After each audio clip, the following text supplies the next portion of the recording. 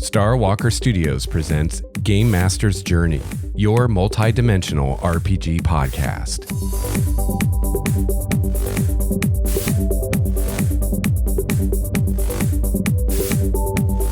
Hello, fellow gamer. Welcome to episode 129 of Game Master's Journey, your multi-dimensional RPG podcast.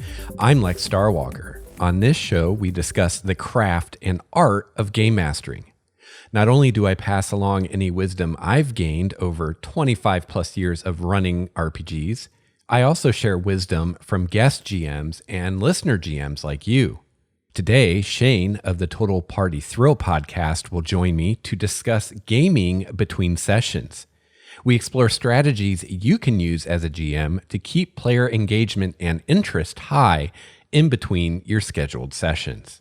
So I'm really excited to get Shane on here. As I'm sure you know, if you've listened to the show very long at all, I'm a big fan of the Total Party Thrill podcast, and I'm really excited to hear what Shane has to say about keeping player interest high between sessions. So we're going to talk about, some ways that you can keep the game going in between the times that you all get together as a group. And, a lot of us are adults playing these games. We have very busy lives, and it can be difficult to find time to get together every week. So sometimes you'll be in a situation where maybe you'll go a few weeks in between sessions, and it's really easy for everybody to just kind of check out. And when you all get back together again, nobody remembers what was going on. Any tension or suspense that was there has been lost.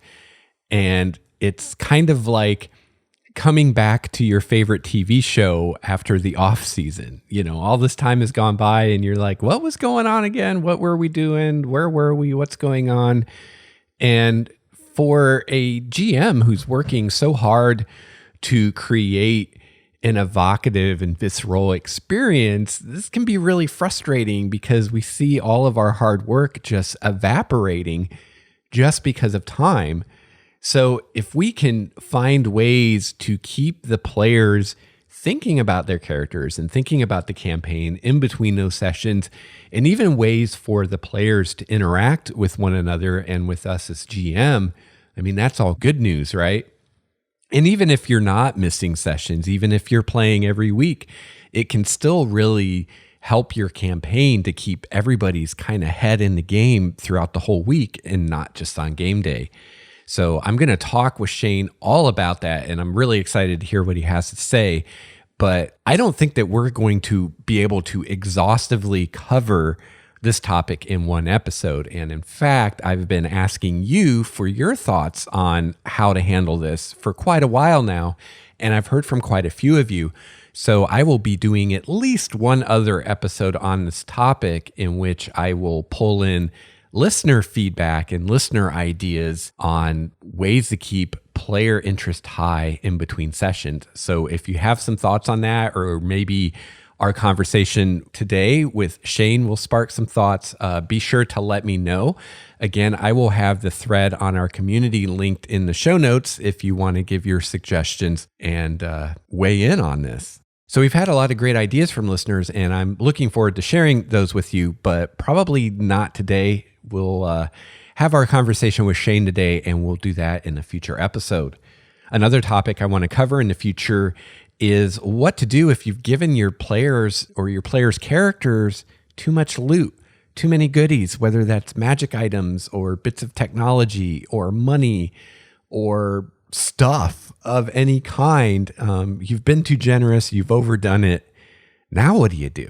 So that's another topic I want to cover on a future episode. So if you have any thoughts on that, I'll have a link to that discussion in the show notes for this episode over at starwalkerstudios.com.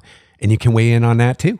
Also, real quickly at the top of the show, I'd like to let you know that I am once again running D&D on my YouTube channel. We're running Storm King's Thunder, and we've had one session where we played the first adventure, the first encounter of the campaign. And that is up in its edited form on my YouTube channel. And you can find the links to my YouTube channel at starwalkerstudios.com. And we are getting back together again this week for the second session. And actually, Shane is a player in that group. So you can see and hear more of Shane if you're a fan of Shane. He is playing a halfling warlock bard, and he's playing a pretty cool, interesting character. So definitely go check out our Storm King's Thunder game. All right, well, I think that's enough beginning of the show stuff. Let's get on with this episode. I'm excited. This is Matthew Colville, and you're listening to Game Master's Journey. I want to give a quick shout out to the patrons of Starwalker Studios. The support of the patrons makes this show possible. If you enjoy Game Master's Journey and you'd like to give a little back, becoming a patron is a great way to do so. Patrons get some cool perks like game material I make for Primordia and access to a special monthly podcast I produce just for the patrons. I'd also like to give a huge shout out and thank you to my Tier 4 patron, Mr. Steve Strickland. Let's hear it for Steve.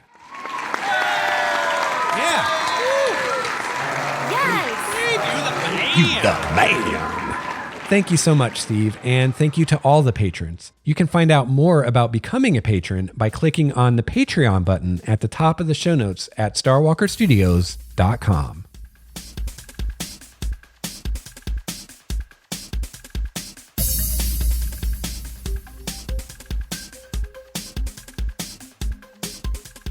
So Shane is joining us on the show today to help me talk a little bit about gaming in between sessions, because we're all busy. We've all got stuff going on, and sometimes your group can't get together for a month or 3 months.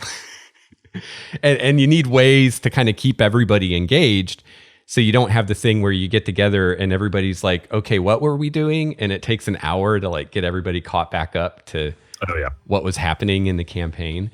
And so you and I talked about it a little bit, and you have quite a few ideas, it sounds like, and things that you've tried in groups that you've been in and games that you've played. Yeah, and games that I've run as well. Awesome. What games have you tried stuff like this with? So our home group, we play once a week. Occasionally, we don't have enough people, and so we end up canceling a session here or there. But that's one of the things that we've adopted, because we try to play pretty long campaigns. Okay. And we usually play in arcs, right? So we might play 6 or 8 sessions of one campaign and then, switch from D&D to Eclipse Phase, which is super hyper real hard science fiction, right? And so it's just a total change of pace. So we've had to figure out ways to maximize each of those sort of arcs of our games. And the big problem, as you noted, is when you step away from a game for that long, you've got to get back in character really fast, and you've got to try and remember, like, oh, what was that thing that we were doing, and like, why are we here in this facility right now, and who's the big bad, what's going on, you know? And it can be frustrating as a GM, because a lot of times subtleties get forgotten, and you don't want to just remind the players, because it's like, shining a light on something that they're supposed to kind of figure out on their own. But it's like, well, if I don't say something, they're never going to remember. Right. Yeah. Yeah. So one of the things that I always do for the games that I run is I send a recap after each session. Okay. Just that way you've got the GM's notes on what happened, right? So if it's not in there, it's probably not important. And that helps me too, because I forget easily, and I have, stuff going on in between sessions myself. That's a great idea. But that's super basic. And the other thing you can do is, in certain settings, you can deputize one of the players, if they enjoy it, as that's their party role, right? So maybe they keep the records. They're the seneschal of the group, or they're the like cargo master of a spaceship or something like that, where they would be in charge of kind of documenting what's going on, or like the analyst, if you've read The Black Company. Okay, cool. That's a great idea. A great way to kind of let the players know what you think is important as a GM, and also help them remember. Hopefully they might read that before the next session. Well, actually, one other thing with those recaps is I always make the players recap at the beginning of the session as well. So, and usually it's like a nose goes, right? No one wants to be the one who has to do the recap, but we say in character, catch us up with what happened last time. So we get that character's perspective. And sometimes it's somebody just parsing the email that got sent, and sometimes it's from memory, and sometimes it's wrong. But, we always, it's the first step of getting into character of the session is, hey, do the recap, right? Yeah. Is that like a 1, 2, 3, not it kind of thing? Absolutely. Yeah. Every single time. Having a player do that is a great idea. It's super helpful if they have the crib sheet. If you're sending the recap out via email, then they've got something to go off of, because it can be daunting to try and remember what happened a week ago or a month ago, Yeah. And if you've set that up that way, where all the players have like your email from the GM, that's kind of like, this is the canon of what happened. Right. Then that can even be a role-playing thing where the player's like, well, this is my character's version of what happened. Exactly. It's like, as I recall, I killed the orc. I don't know what you're talking about. And I love your idea of having them do it in character, because then maybe the characters get in an argument about, no, I said that. No, I said that. Yeah, we've totally had that happen too. That's awesome. Or whether that was a good decision or a bad decision, depending on, who's telling the story. Yeah, one thing I've always loved in like fantasy novels is like the campfire scenes where the heroes are like just sitting around in camp, like discussing what just happened or whatever. Yep. And a lot of times that can be hard to achieve in an RPG, because the players will just kind of look at you like, what? So that's a great way that you could do that, because now you give them a topic. Right. It's like, well, let's recap what happened last time and you guys can discuss it, and then just kind of go naturally into, well, what do we do now? Exactly. Awesome. So there's some other things that work well away from the table too.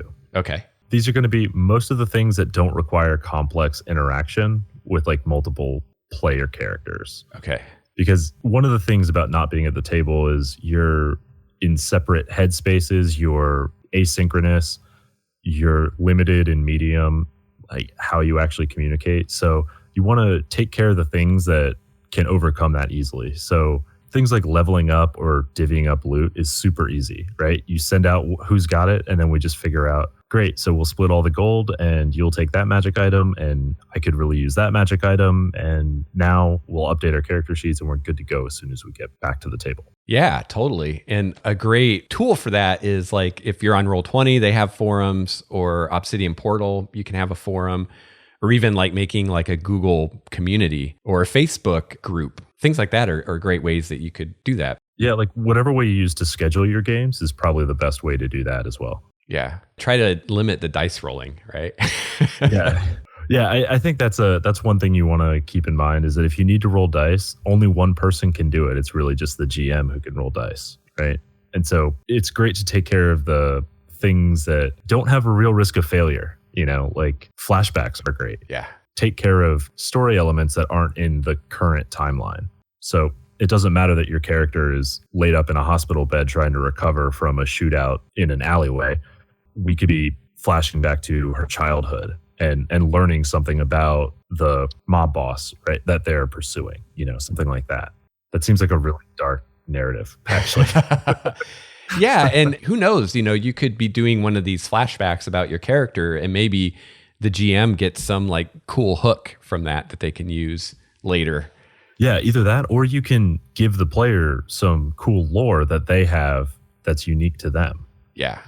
So when it comes up, right, like when you hear the mob boss's name, for example, that player instantly knows, oh, I know that name. That's from my backstory. That's personal to me. And then the player gets to tell, or the character even gets to tell the rest of the group what that means, what's going on. Yeah. And one thing that I like about that is, a lot of times when you're like in a session, you end up kind of giving information that's really for one character to the whole group, because you don't want to take them in the other room, or maybe you're online and it's kind of hard to do that. And so this is a way that you can give information just to that one player, and they have to actually role play sharing that information instead of just everybody knows because they all heard the GM say it. Well, yeah. And like the worst part of the game is GM exposition, right? Yeah. When you're just talking about the world that exists in your head, everyone kind of, their eyes glazes over, right? Yeah. Yeah. So if another person is doing that and sharing that load, it makes it a little more dynamic, and you get a different perspective as well. It's a little less dry canon and a little more personal. Yeah. That's great. What else have we got? Well, downtime activities, right? Yeah. So in 5th edition, it's the fighter building his plate mail, piece by piece, because it takes forever to get 1,500 gold together. Yes, it does. I think if you follow the math in the book, it takes like 9 months to build. Oh, wow. Yeah. So, it's stuff like that. You can, rather than it being, okay, well, we have a long rest, I spend 2 hours hammering on my plate mail. you can kind of enrich that experience as, he learns about the Dwarven Forge, and he learns about the metallurgists, and he learns the merchants that are bringing different materials for him. And the place where he's building his armor becomes more lively and more real to that player. And then again, those are all contacts that he has that you can hook into the main narrative of the game. Yeah, and you could totally steal from that great scene in the Wheel of Time where Perrin's in the forge making a hammer or something. I don't know if you've read that book, but I started like when I was young, and it was just so many books, and then he died. It was like, come on. Yeah. Yeah, well, one of the characters, Perrin, he starts out, he's a blacksmith's apprentice, and he, becomes an adventurer basically. And there's this one scene in the book where they're in a town, and the inn just happens to be right next to a smithy. And so he just goes and spends like a few hours, like just working the forge and making like simple tools and stuff. And it was like, I actually learned a lot about blacksmithing from that. Yeah. It's like, I had no idea that this was so involved. Right. Yeah. It's like you spend that few pages for like, it's just the author reminding you they researched this. I do know what I'm talking about. Right. Unlike most fantasy authors, I actually know something about horses. Right. Yeah, those downtime activities are great. And I think that that's an area of like 5th edition D&D, for example, that you can really expand on. I mean, we're given some ideas, but you could really just go crazy with things that characters can do during downtime. Yeah, I mean, this is the wizard looking for spells for his spell book and learning new spells. Yeah. This could be used to justify when you're leveling up, which classes you're taking or feats or background, all those types of things you can integrate into the in-between sessions. Yeah, or you might have a PC that's like running a business or something, so they can work on that. Like, I need to hire new servers for my inn. Right, yeah. And actually, in 5th edition, some of the backgrounds sort of roll this together. It's like when you have downtime, I think the mercenary background, the mercenary veteran from Sword Coast Adventurer's Guide is just like, yeah, you can pick up some odd jobs and make some money. Yeah. Cool. But you could actually talk about what are those jobs? What do you do? Who do you meet in the process of that? Yeah. And then maybe you can fold that into the overall story later, like, oh, remember that one job you did? Right. And then, as you build relationships with the PCs and the players begin to find value in those NPCs, that's when you can start throwing them in the way of danger and make it more personal. Yeah, totally.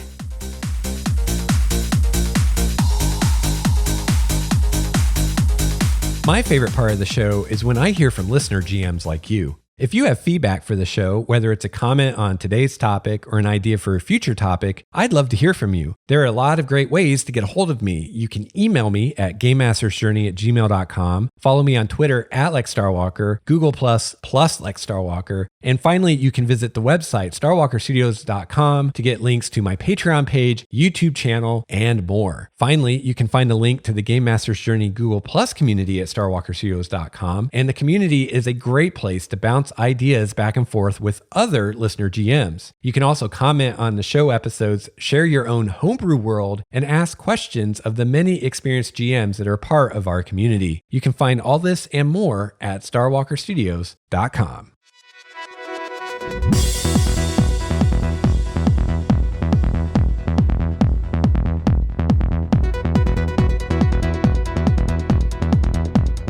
Some things so far that we've covered that you can do between sessions that works well is leveling up, handing out loot, deciding what you're going to do next, building your backstory and what you're doing on your downtime. Any other ideas of things that work particularly well? So this is something that I took advantage of in the Morning Glory campaign, which is the Eberron game that we talk about on the Total Party Thrill show. Yeah. So I played Brand, who is a Silver Flame Inquisitor, and my vision of the Inquisition of the Silver Flame was very much like the Warhammer 40k Inquisition, which is like very scheming and not trusting in sort of the spy master kind of element. Okay. Less so the, busting down your door and torturing you for the truth like the Spanish Inquisition. Okay. And more conniving and sort of spies and intelligence agency, right? And so I was constantly once I had teleport, I was constantly using it to go back and forth to different places to sort of keep my different balls in the air, So I was juggling different things, and they were, mostly unrelated to what was going on with our main quest, right? It was much more of sort of Bran's personal story.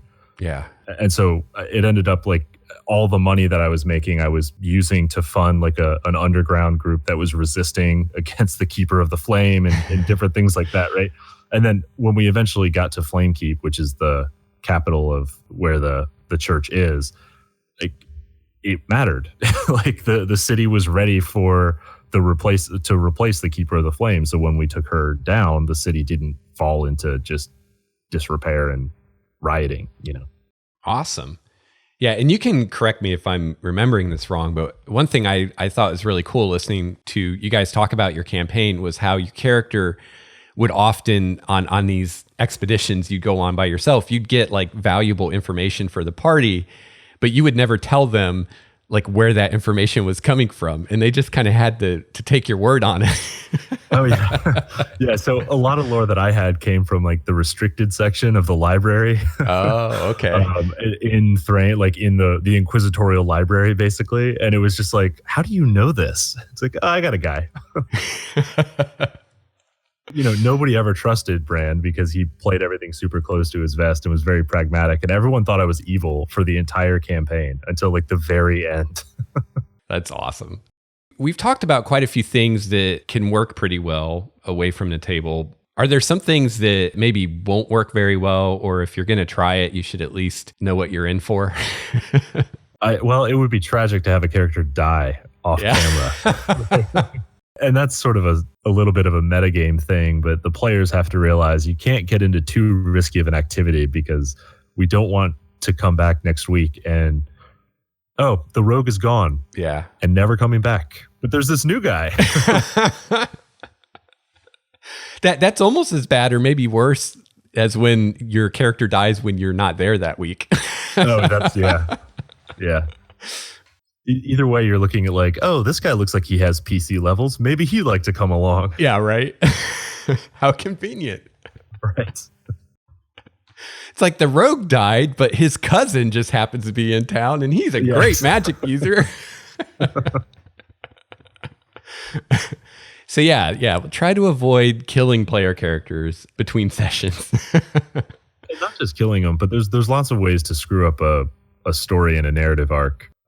In kind of, offhand ways. You don't want to, anything that's going to risk the narrative that you've built, you don't want to do in an off camera moment, right? You don't want to do that between sessions. You want to make sure that, if it's a pass fail kind of situation or a go left or go right, that decision gets made with the whole group. Yeah, absolutely. And I was just thinking, I guess this is kind of what we already talked about, but as far as things that probably work better is things that involve just one character or maybe a couple characters. It seems that something that would involve every character might not work as well because, at least my experience has been running online, is there's always a player that just doesn't participate as much as everyone else or at all. Right. And you don't want to do something where you really need everyone's input and you have maybe one or more players that just aren't going to participate. And then you don't, it's like they didn't get to be part of that. Yeah. You miss your chance to use your voice, and that sucks because you have a job and, yeah, you can't sit on your email all day at work. Well, right. And that's often the reason. I've had players tell me, I just don't have time to keep up with all these emails and forum posts. Right. I have other things I have to do.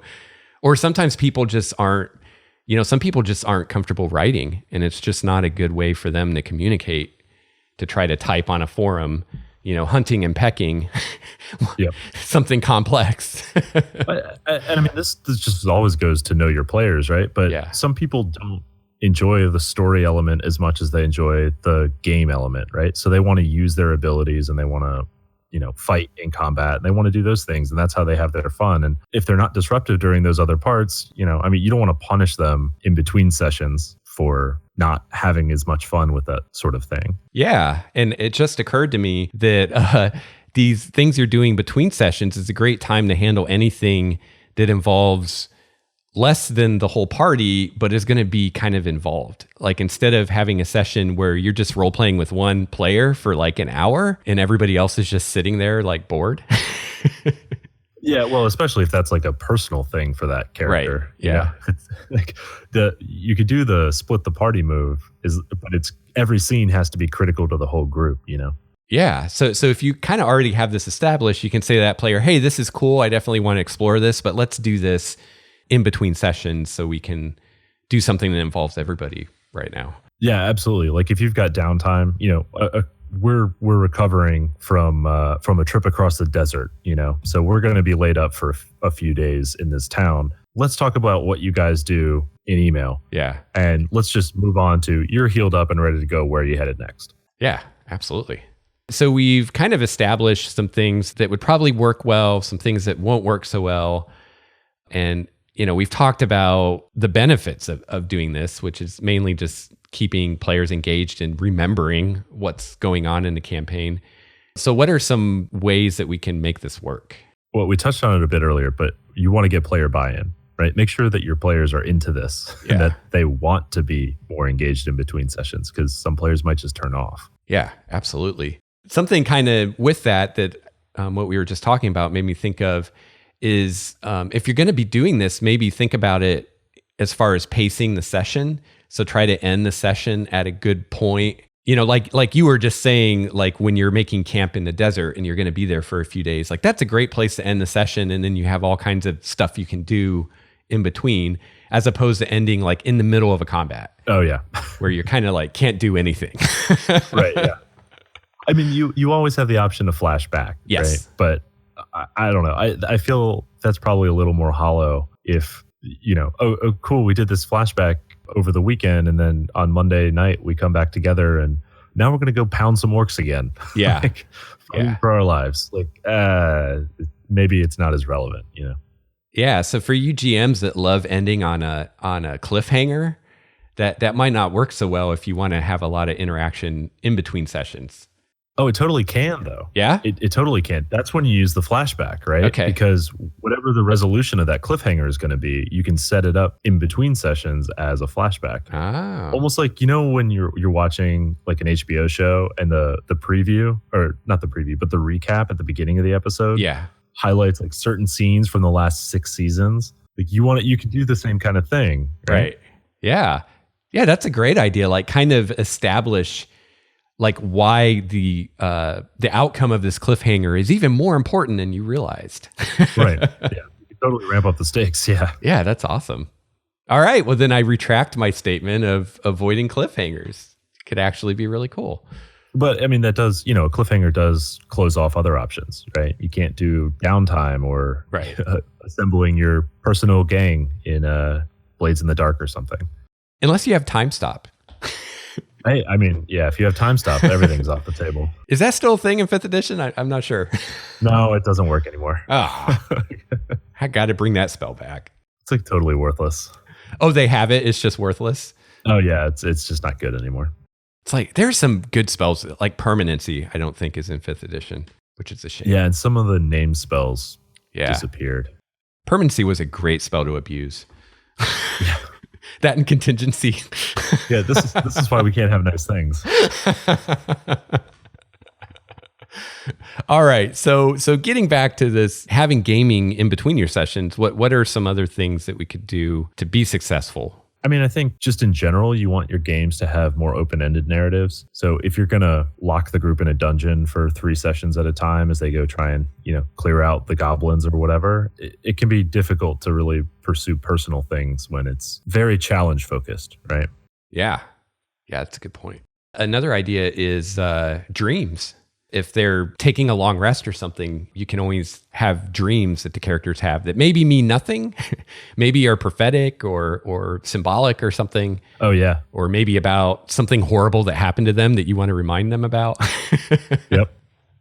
Yeah, that's a good one too. Yeah, that kind of can work with your recap idea, which I'm really glad you brought that up because I've been really noticing lately how TV shows do that, where it's like, okay, we're nearing the end of our season arc, and we need to remind you of all the important things that are going to be relevant in this episode.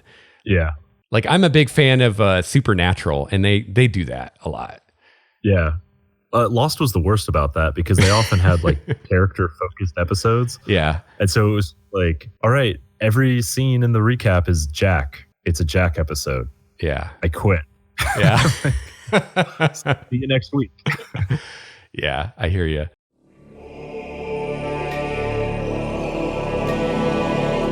I think the thing that makes a tabletop RPG the most enjoyable for everyone at the table, whether you're the GM or a player, is immersion.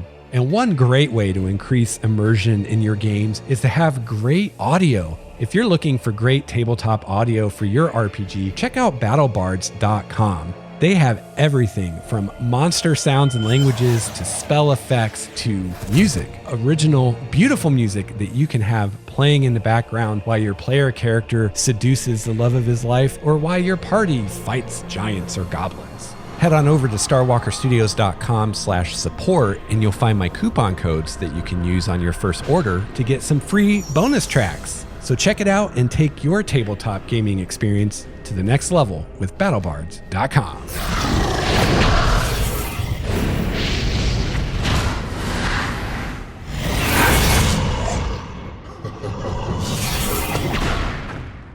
I guess I mentioned before, sometimes you'll have certain players that don't really seem as into it as others. So is there any way that we can kind of encourage players to participate or care about the stuff that's happening in between the actual sessions? Yeah, I think like anything, you want to reward players who engage with it. Okay.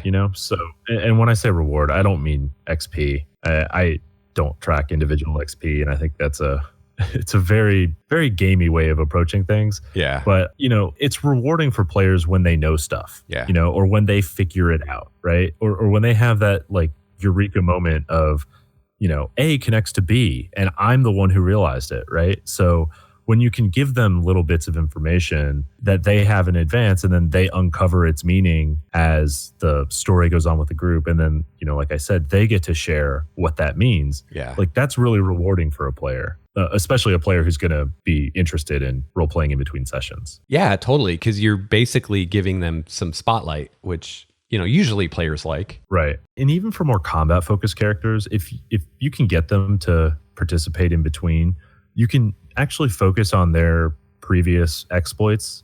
So, maybe this isn't the first time they faced orcs. So when that character comes up against orcs, he's got a little bit of personal history and a bit of personal knowledge about orcs. So he has some mechanical information that he otherwise wouldn't have. And that's important, if you're like a tactician type player. Yeah. It's good to know that the warlord can yell at other orcs to attack. Yeah. Yeah, totally. So he's on the lookout for that shout, And I like how you're like giving them something that's relevant to what they like about the game. Right. So in this case, tactics. Yep. Or combat. And it's not going to turn the tide of the encounter. And lots of players metagame that stuff anyway, either on purpose or accidentally. So right. It's not a big thing. But hey, it's like, cool, I did a little bit of emailing in between sessions and then I got some helpful information and I got to do more cool stuff in combat because of it. Yeah, I could keep doing that. Yeah. Hit me, GM. What do you want from me? I'll tell you more stories about my time on the frontier. Yeah, totally. And one thing that occurred to me that could also be a benefit to all this is, especially if you're running a published adventure, but even if you're running your own stuff, a lot of times you have like all this backstory or all this information that the players are just never going to come across. Yeah. And this might be a way that you can sneak some of that in somehow. Yeah. Instead of the big info dump at the beginning, you can kind of trickle it out over the course of a few sessions. Pre-senior players look like they're on Thorazine. They're just like drooling, Yeah. Is the GM still talking? Wake me up when he's done.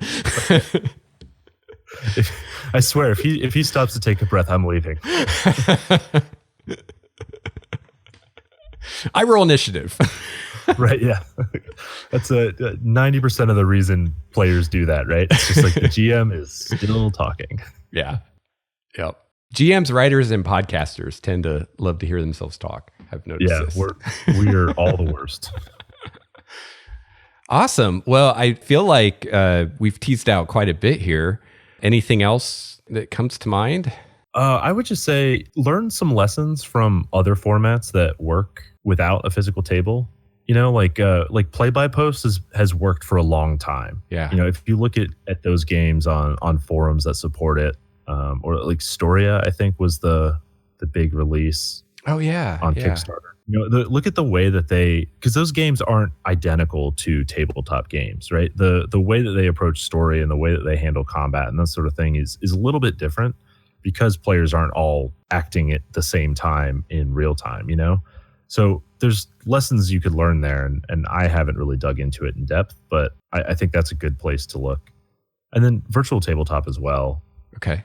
I think it's closer to a real tabletop, but it's not perfect. Right. Yeah, totally. I'm not sure why. It just seems like it's so hard online for like every player to get a fair share of just chance to do what they want. Yeah. It just, I can't figure it out. It just seems so hard. It's because you can only talk one at a time. Yeah. So to even like have an interaction with another player. Right. You're cutting out the GM and the other players, So like those moments are they feel very fleeting and almost selfish to do it, I feel like. Yeah, you're totally right. I didn't think of that, but thinking about running an in-person game, a lot of times if I'm running the game and I may be doing something with one player, some of the other players may be doing something in character just amongst themselves. And yeah, you can't really have that online unless you have like multiple tabletops going at once or something. Yeah, just the audio stream is going to be unlistenable, right? Yeah. But yeah, and we joke a lot at our table at home. So yeah, a lot of times we're just joking around in character. So it's like, it doesn't add any value to do that, like if you're going to interrupt actual play, but it's a way to stay engaged without necessarily interrupting. So that's why we do it at home. It just doesn't translate well to online. Yeah. The only thing I can really think of that I'm not sure that we hit is just letting your players know that you're open to this, and depending on your situation and how things work, maybe you give a player a ride to the game or something. That's a time you could do some of this, or maybe you get together for coffee or something, or you're just hanging out doing something else, and it's like, oh hey, can we talk about my character for a minute? I have some things I want to do during downtime or whatever. Yeah. You can also look at the player's background, or at the character's background. Yeah. A lot of times you leave those a little sketchy at the beginning, and kind of fill in the blanks later. Sometimes I'll email a player and be like, hey, like I saw that you had, that you were part of a criminal cartel when you were a teenager or something. Like I want to pull that into the story. So can we develop that a little bit more? Like what kind of stuff were you doing? Who were you working for? Like how did you see that going? Because I'd like to use that. Yeah, that's a great idea. And that also keys the player, again, a little metagamey, but it keys the player in that, hey, I'm going to get some spotlight soon. So like I'm really excited about it, and I'll definitely show up next week. Yeah. Yeah, that probably helps. Then again, if you're only showing up because you get the spotlight, maybe you should try out acting. Yeah. Although I will say in the past, there have been times I've told a player, hey, I really hope you make it next week because it's really going to focus on your character, and then they don't. And then I'm really frustrated. Isn't that the worst? Yeah. Yeah. It's like, I wrote this session for you. Yeah. You didn't come and you missed it. Yeah. I have to say, if a certain player does that to me more than a couple times, I probably am not very motivated to come up with stuff about their character anymore. Yeah. It sucks when the player has like life stuff going on that prevents them. But sometimes when it's all just kind of BS excuses, you're like, it's fine. You voted with your feet, Yeah, I think we've all had the player that will just, if something better comes along, they're going to do that. The casual gamer. Yeah, it's like your game is on the bottom of their priority list. Right. Yeah. It's fine. It's fine to be a casual gamer, but just own it.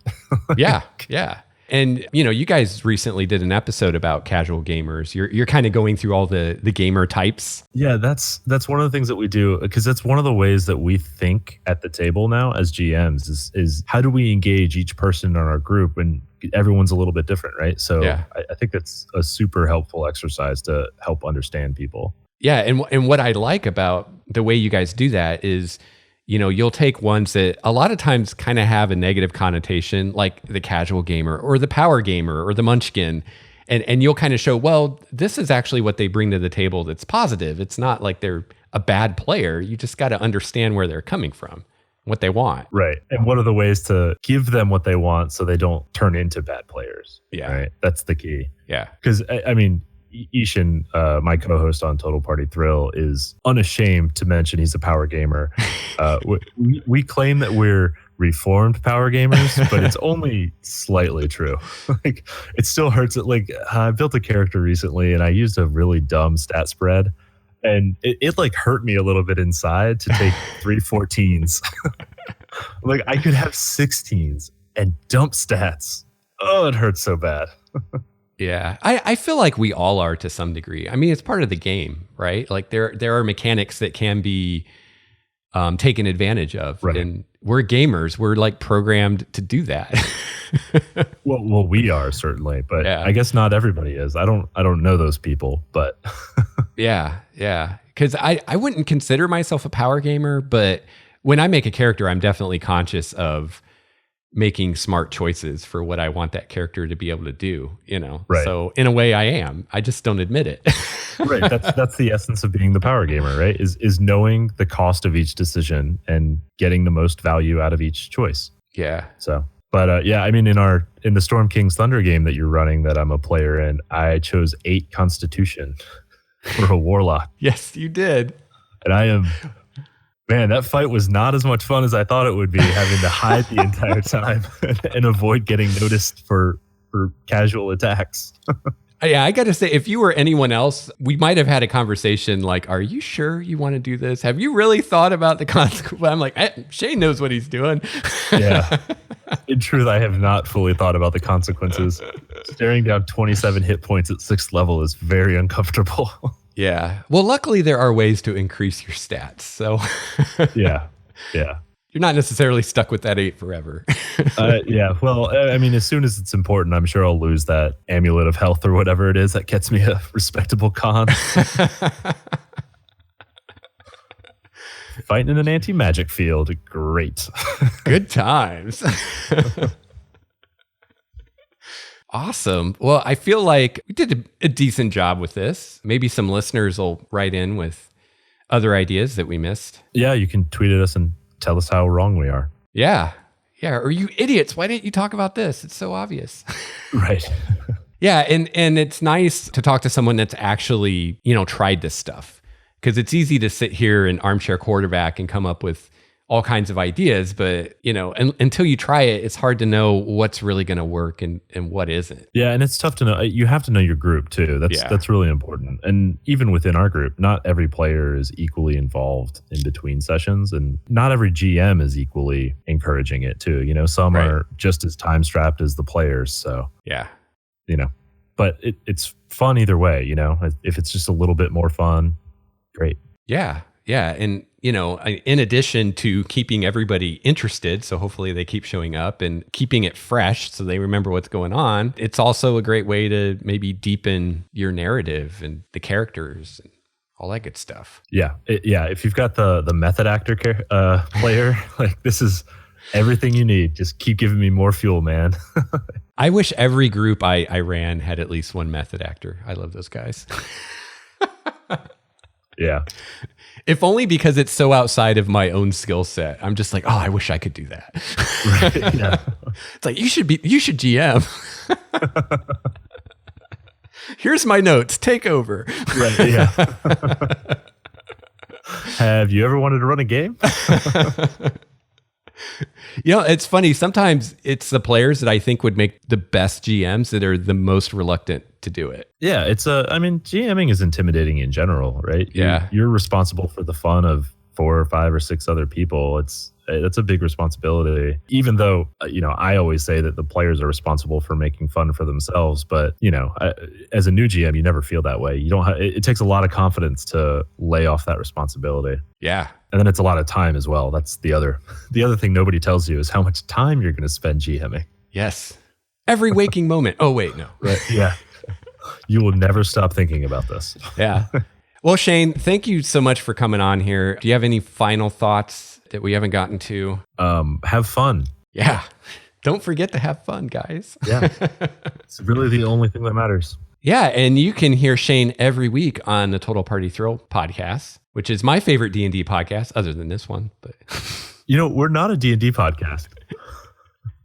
You're not? No. Everyone always says that. None of our listeners play D&D. If you read our iTunes comments, everyone is like, "Oh yeah, I don't play D&D, but I love this show." I'm like, we're not a D&D podcast, guys. D&D is just the current example, right? Yeah, it's just it's the most relatable. It's the most popular game on earth. Yeah, and that's kind of the premise behind this show is that, even if we're talking about D&D or whatever game we're talking about, you can still apply it to whatever you're doing. Right. Yeah. There's always lessons you can learn from any game. I think it's why it's important to play other games than just D&D is because you can enhance whatever your favorite game is by trying out things that you do and don't like. So how can listeners find you? You have to go to www.totalpartythrillcast.com. Nice. And I will put your guys' Twitters and a link in the show notes and all that good stuff. Okay. So people can just click. Well, awesome, Shane. Thank you so much. And I hope you come back sometime. Oh, yeah, absolutely. We've got plenty of stuff to talk about, it sounds like.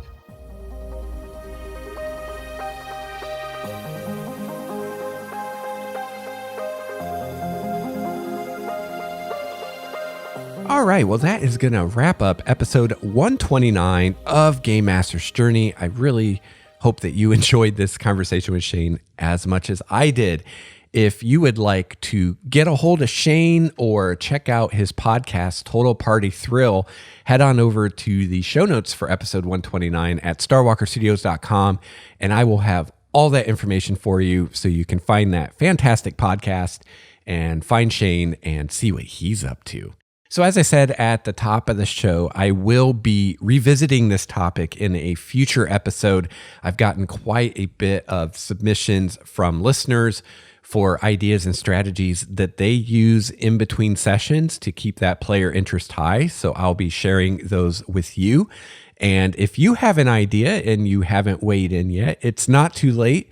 Head on over to the show notes at starwalkerstudios.com. Follow the link to our discussion in the Game Master's Journey community, and there you can tell me how you keep your players going in between sessions, keep their heads in the game, as it were. So I'm really looking forward to sharing your feedback on that. Other things we're going to talk about in the future are, of course, more world building topics. I've still got some listener questions about Primordia to get to. And of course, there's always more to talk about when it comes to my homebrew world.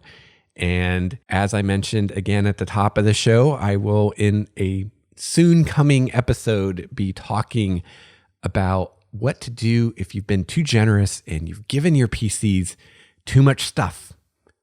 Do we just take it all away? What do we do? Let me know what you think, and maybe you will hear your thoughts on the air in that episode. So I hope that you have a chance to play your favorite RPG this week. I'll be back soon with another episode of Game Master's Journey. Until then, game on. This has been a Starwalker Studios production, your source for quality gaming and hobby podcasts. This episode's music courtesy of Cloudwalker, Transboy, Renfield, Stanko, and Ish. See the show notes for more details at starwalkerstudios.com/Game Master's Journey.